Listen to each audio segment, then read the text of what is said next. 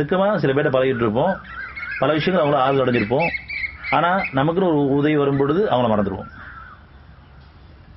அது சொல்லக்கூட மாட்டோம், கஷ்டத்தையும் சொல்லிட்டு இருப்போம், நன்மை சொல்ல மாட்டோம். பெரும்பாலும் நம்ம ஒருத்தரும் கஷ்டத்தை தான் பகிர்ந்துட்டு இருக்கோம், நல்வழி வாழ வச்சுட்டு இருக்கிற உணர்வும் இல்லை, அதை பகிர்ந்துக்கிறோம் கிடையாது. இறைவன் நம்மளை வாழ வச்சுட்டு இருக்கான், முன்னைக்கு இப்போ எவ்வளோ பரவாயில்ல, முந்தைய வாழ்க்கை பிந்தைய வாழ்க்கை மேலே தான் போயிட்டு இருக்குது. பொருளிப்பு இல்லாமல் அருளிப்பில் கவனிக்க முடியுது. நல்ல தூக்கத்தை கொடுத்துருக்கான், நல்ல பசி கொடுக்குது, நல்ல சாப்பிட முடியுது, நம்ம சேமிக்குது, கல்வி நம்மளை வெளியேற்று இருக்குது, என் தேவைகளும் பூர்த்தி ஆகிட்டு இருக்கு. ஒவ்வொன்றும் குடும்பத்திலே மனசு ஒரு சமாதானத்தை கொடுத்துருக்கான். இதெல்லாம் நம்ம கணக்கு எடுக்கிறதே கிடையாது. இது எப்பேற்பட்ட பாக்கியம் நமக்கு. ஓரளவுக்கு குடும்பத்திலேயும் சமாதானம் இருக்குது, அடிக்கடி சண்டை போட்டே இருப்போம், பிரச்சனை போட்டே இருப்போம், நமக்குள்ளும் பிரச்சனை, வெளியிலையும் பிரச்சனை. இதெல்லாம் மாற்றி அமைக்கப்பட்டிருக்கே, இதை உணர்ந்துருக்கோமா? நம்ம தேவைகளும் பூர்த்தி ஆகிட்டு இருக்கு. இப்போ முன்ன மாதிரி வெக்கையும் இல்லை, குளிர்ச்சி கிடைச்சிட்டு இருக்கு, தோளும் சாரலும் கிடைச்சிட்டு இருக்கு. தொடரணுமே, இது அதிகரிக்கணுமே. எனக்கு மழை வேணும், சாரல் வேணும், தோல் வேணும், மேகங்கள் ஒன்று கூடணும், நான் எல்லாம் அணைய பண்ணிட்டே இருப்பேன். குணங்கள் மாறவே மாறாது, மனைச்சியில் போயிட்டு இருப்பேன். இவ்வளோ பெரிய பாக்கியத்தை கொடுக்கும்பொழுது என்னுடைய கேடுகள் எல்லாம் வந்து மனைச்சன் பக்கம் இருக்குது. நன்றி ரோடு இல்லை நமக்கு.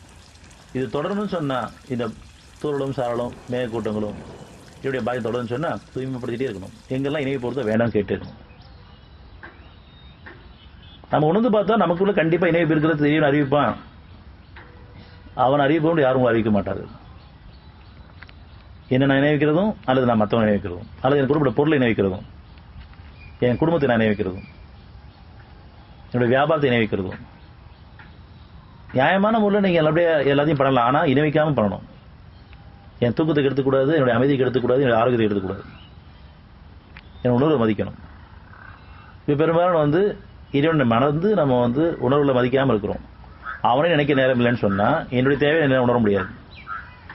பசி எடுத்தால் சாப்பிட மாட்டோம், தூக்கம் கழிவறையில் வெளியே போக மாட்டோம், தூக்கம் தூங்கவும் மாட்டோம். எனக்கு நான் நினைவு மாட்டேன். இதில் யார் தெளிவடைஞ்சு இறைவனுடைய திருப்திக்கு இருக்காங்களோ அவங்களுக்கு கொடுப்பாங்க. கொடுத்தா இணைக்க மாட்டாங்க, பெருமை கொள்ள மாட்டாங்க, மகிழ்ச்சி மாட்டாங்க, சந்தோஷம் மாட்டாங்க, உள்ளச்சம் கொள்வாங்க. குறுக்கிலேருந்து அவனுடைய பொருத்தத்தை நாடி செலவு பண்ண விரும்புவாங்க. அப்படி செலவு பண்ணி தான் செலவு நினைக்கவே மாட்டாங்க. நம்ம எல்லாருமே ஒரு நிலையிலிருந்து மட்டில் உயர வேண்டியதாக இருக்கிறோம்.